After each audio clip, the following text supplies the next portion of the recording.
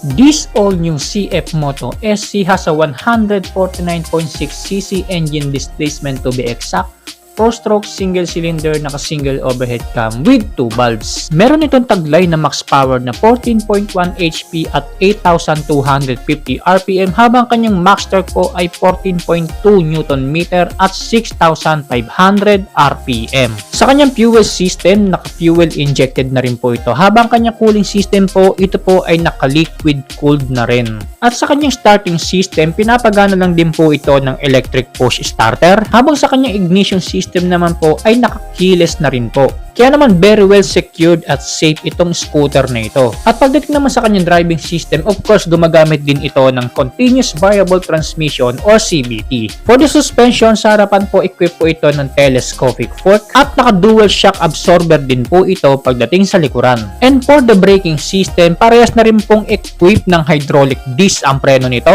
harap at likuran. Na ayon po kay CF Moto ay meron na rin po mahalagang safety braking features tulad ng dual channel ABS at traction control system.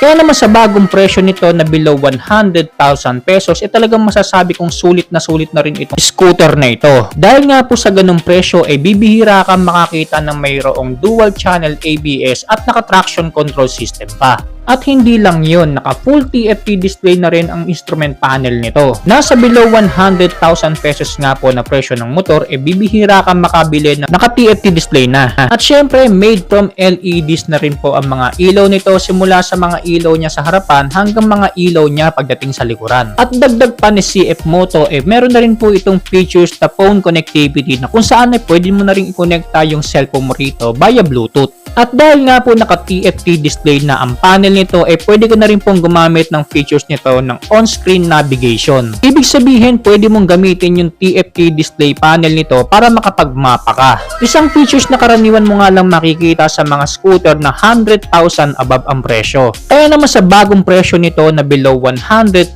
pesos, talagang masasabi ko napakasulit na nitong scooter na ito at talaga naman mapapabili ka. Dahil halos lahat ng features narito na sa 150cc scooter na ito. By the way, meron na nga rin po pala itong ASS or Auto Stop Start na isang features na kapag ikaw ay naipit sa matinding traffic at in-engage mo ito, kusang mamamatay ang engine nito from 3 to 5 seconds dahilan para huminto ito sa pagkonsumo ng gasolina. And lastly, of course, hindi mawawala dito yung built-in charging port na naka USB at Type-C ready na rin po. At para naman po sa kanyang dimensions, meron po itong overall length na 1,915mm, overall width na 750mm at overall height na 1,120mm. Pagdating